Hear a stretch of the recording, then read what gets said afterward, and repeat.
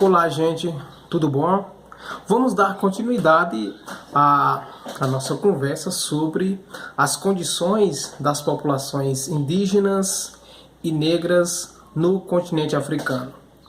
Na nossa conversa passada, nós destacamos a respeito, né, de um eixo central, né, de uma pergunta central que acabou nos norteando, nos guiando na temática, que era a escravização foi boa para os negros? Essa pergunta, como nós destacamos no encontro passado, ela tem a ver com uma declaração, não é? Irrisória, uma declaração sem nenhum fundamento histórico, sem nenhum fundamento científico, do presidente da Fundação Cultural Palmares, o Sérgio Camargo. Bom, dito isso, nesse encontro de agora, ainda nessa temática central das condições das populações negras e indígenas no continente africano, nós vamos destacar uma ideologia, né? Ideologia é um conjunto de ideias que gera convencimento na população em uma determinada época, né? Então, nessa conversa de agora, nós vamos tratar sobre uma ideologia que foi construída no Brasil, né, chamada de ideologia do branqueamento, né? No que é que consistia, no que é que se fundamentava essa ideologia do branqueamento da população brasileira? Foi construída por quem e com qual objetivo, né? É importante dizer que essa questão do embranquecimento da população brasileira, ela foi uma ideia, né, baseada num conceito chamado de eugenia europeia. Nicolau, me explica o que é eugenia. Eugenia é um conceito, uma ideia, que tem como fundamento aquela questão de você eliminar determinados grupos da sociedade brasileira, né, com a finalidade de você, digamos assim, você dar prioridade a um determinado grupo da sociedade. Ou seja, a eugenia europeia consistia em eliminar grupos da sociedade brasileira, por exemplo, grupos negros, grupos indígenas, com a finalidade de que somente uma raça pura poderia ser importante para o país, né? Eles partiam do princípio de que quando se misturava determinadas raças, haveria um elemento biológico que acabava enfraquecendo o segmento da população brasileira. Portanto, eles defendiam que somente uma raça pura, quanto mais pura fosse uma raça, melhor para o país. Tá bom? Uma outra ideia importante, né, era a questão da mestiçagem, né, da mistura de povos no Brasil, como uma forma de você eliminar grupos puros, né, racialmente falando, né, de você eliminar, por exemplo, negros e você eliminar indígenas, quando você misturava um negro com um indígena, um negro com um branco, um indígena com um branco, etc. Quando há essa mistura, quanto mais se misturava, havia a possibilidade de você eliminar grupos raciais no Brasil. Por exemplo, somente negro, somente indígena, você precisava misturar isso para poder você embranquecer a população. Portanto, essa ideia do branqueamento da população brasileira, ou ideologia do embranquecimento, ideologia do branqueamento, né, foi uma tática usada, uma estratégia usada pela elite brasileira, principalmente construída a partir do período colonial brasileiro, como a ideia de você eliminar negros e indígenas no país. Mas eu trago para vocês um texto muito bom, né, bastante didático, né, da Luana Daltrou, né, que é formada em relações públicas, né, estudou, aliás, relações públicas na instituição federal do Rio Grande do Sul. E a Luana Daltrou, né, ela traz um texto muito didático, muito interessante, que vai ajudar vocês a entender como é que funcionou essa ideologia do branqueamento da população brasileira e como é que esse branqueamento nos atinge hoje. Então o texto é muito didático, né? Inclusive eu publiquei esse texto no nosso blog, tá acessível para que vocês possam perceber. O título do texto é A Ideologia do Branqueamento, tudo que você precisa saber.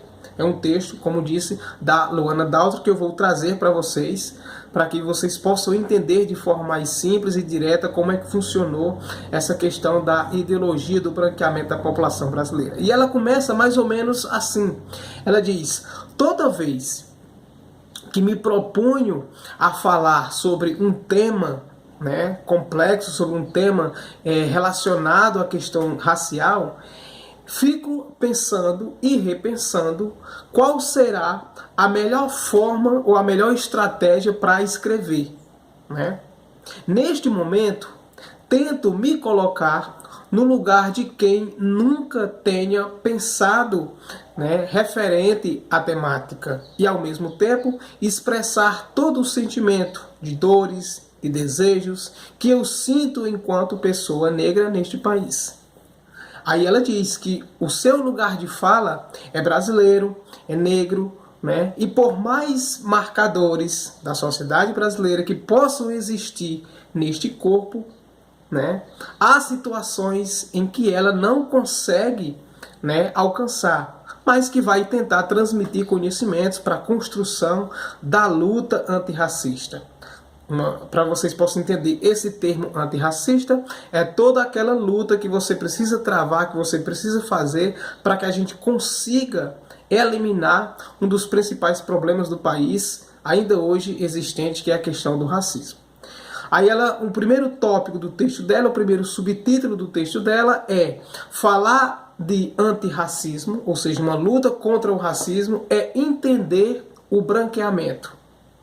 Aí ela diz: uma luta antirracista, uma luta contra o racismo, precisa ser construída, né, a partir de elementos que combatam o racismo. Nesse sentido, falar de embranquecimento, né, falar do branqueamento da população, é entender como essa ideia, né, nos atingiu e atinge enquanto população negra, e a partir disso desconstruir, né, destruir elementos que possam modificar essa estrutura racista, esse país racista. Aí ela diz: quando falamos que nossos corpos foram embranquecidos, contamos a história do Brasil. Nossas ações são construídas por uma herança baseada em uma ideia, em uma ideologia que está enraizada, ou seja, que possui raiz na sociedade brasileira, fortalecida pelo sistema racista. Por isso, para entender o branqueamento, precisamos voltar a algumas casas. E aí ela diz: como o branqueamento nos atingiu?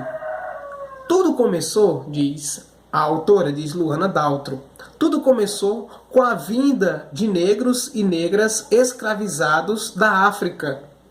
Nossos irmãos eram negros de pele retinta, ou seja, um tom de pele negra escura, que vieram como objeto de exploração.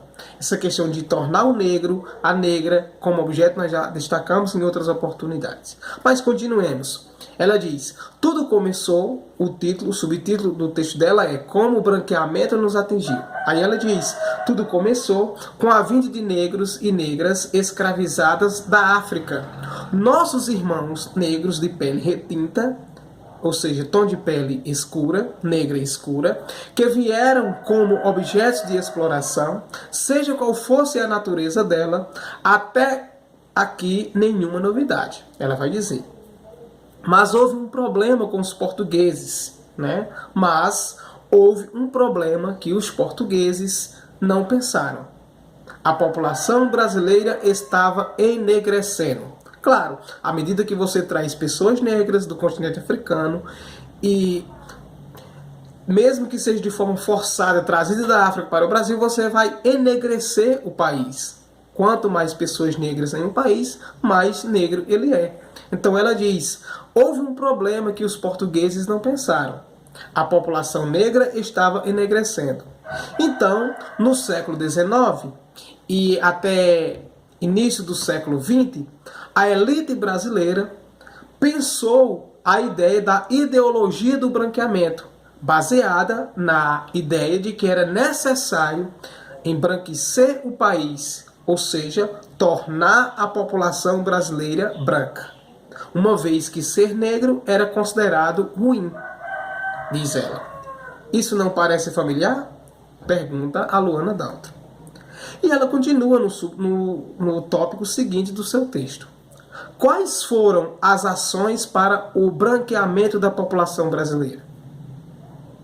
Nós nos sentimos muito orgulhosos em gritar aos quatro ventos do Brasil, em gritar aos quatro ventos que o Brasil é um país plural, ou seja, diverso, com várias pessoas de ideias diferentes, de pensamentos diferentes, de tom de pele diferente, Enfim, ela diz que nós nos sentimos orgulhosos em gritar aos quatro ventos que o Brasil é um país plural, pois somos miscigenados, ou seja, houve uma mistura de vários grupos no país.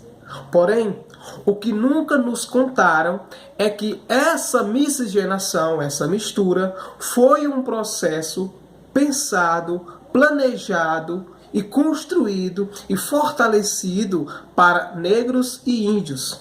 Sim, e isso dói, ela diz.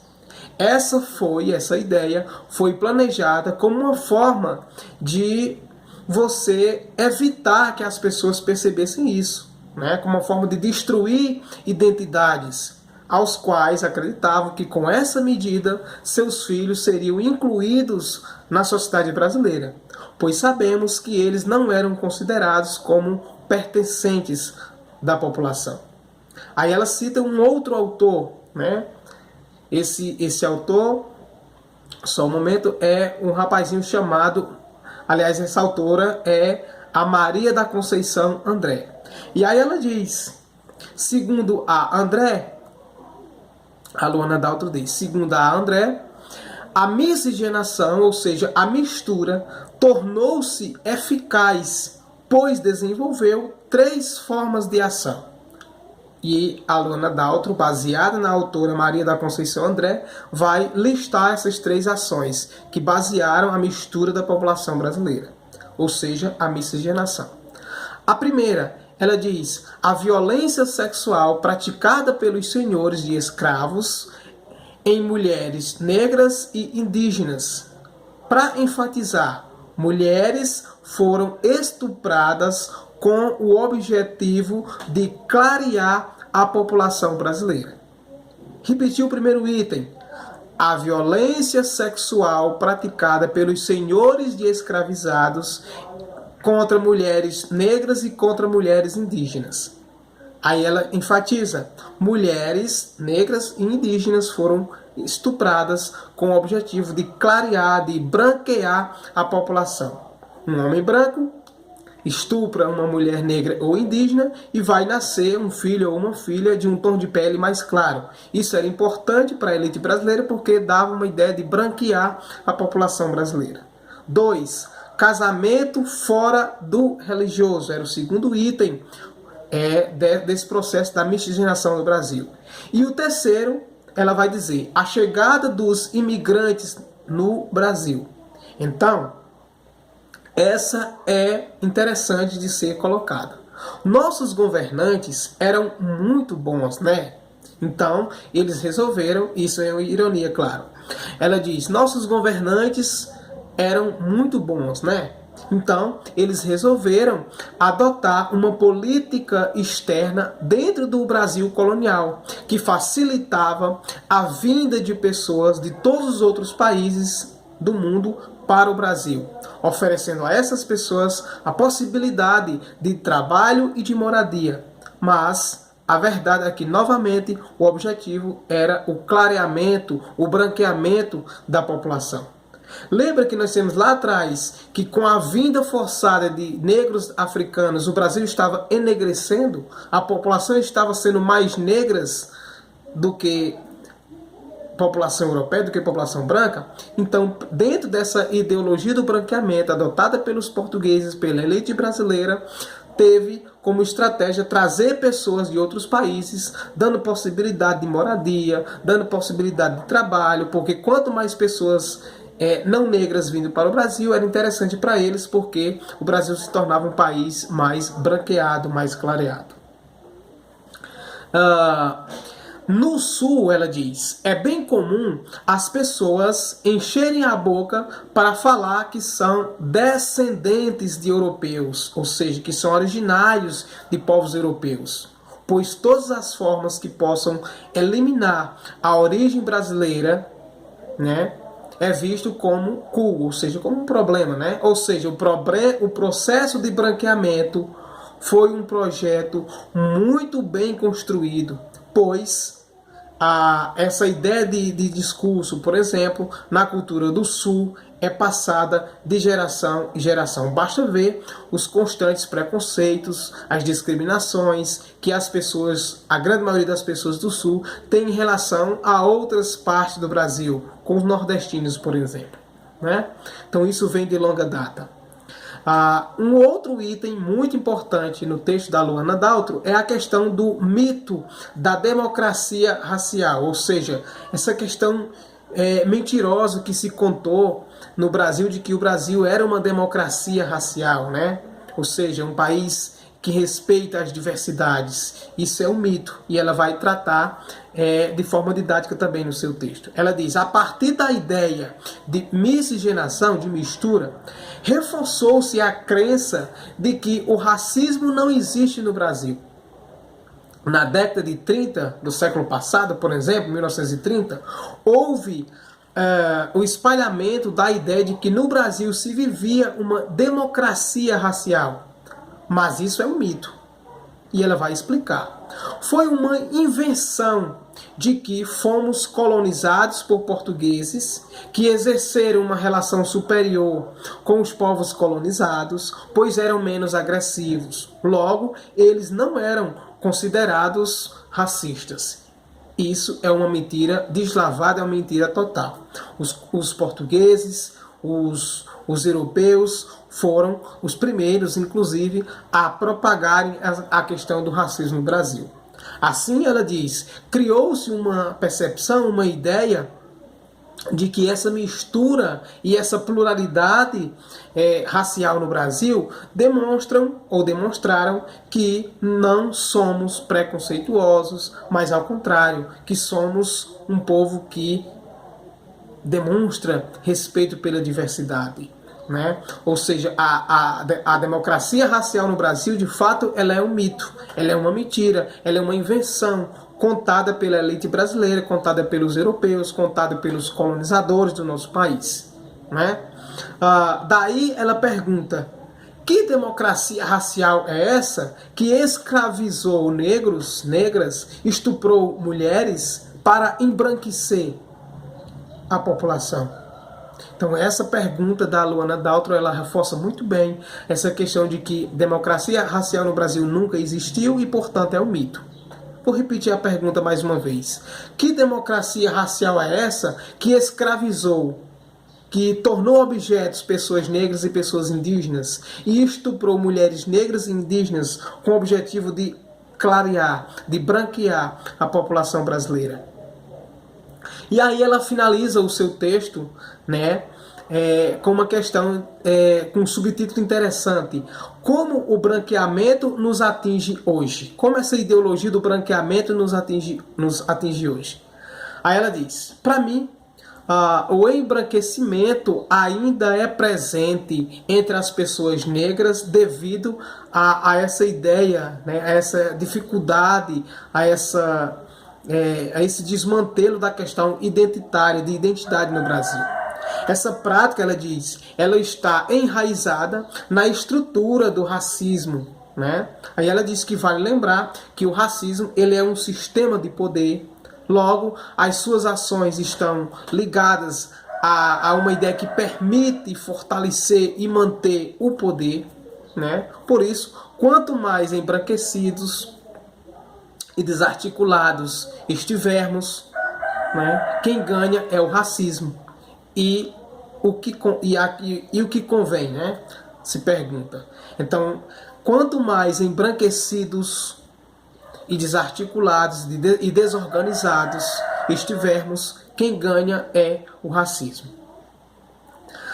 Aí ela diz, desde que tribos vindas da África chegaram no Brasil como escravizados, um dos principais mecanismos de desarticulação de revoltas e fugas foi justamente a mistura dessas tribos, pois a cultura e a língua eram diferentes. Dessa forma, dificultava a comunicação e, por sua vez, a articulação. Isso nós dissemos em outras oportunidades, né?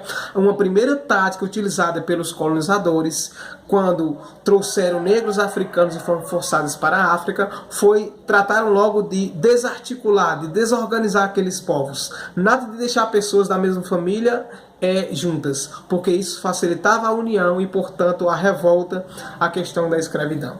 Ou seja, toda a organização do período da escravidão no Brasil ainda reflete a forma como nós, nos enxergamos. Nós sabemos a origem dos nossos antepassados.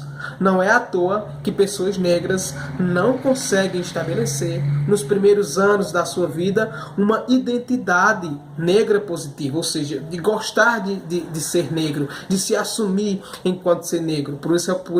Porque isso é uma questão que vem de longa data, né? Essa dificuldade da pessoa se afirmar enquanto negro. Por essa questão do racismo muito forte no Brasil. Por isso, diz ela, temos uma construção diferente que se estabelece ao longo da nossa vida. Somos ensinados desde a nossa infância a negarmos os nossos traços do corpo, a alisarmos os nossos cabelos, a desejar afinar os nossos lábios, os nossos narizes. Seguimos o que é padrão, e o padrão é eurocêntrico, ou seja, o padrão é europeu, loiro, de olhos azuis e cabelos lisos. Perfeito? Então, no finalzinho do texto, ela trata da questão do despertar. Aí ela vai dizer, a minha teoria, a minha ideia é que ainda vivemos numa falsa liberdade social, pois não conseguimos fugir daquilo que é padrão. Lutamos para preservar os nossos traços e corpos todos os dias. Vivemos um momento no Brasil no qual pessoas negras estão fortalecendo as suas identidades. E isso é perfeito, isso é muito bom.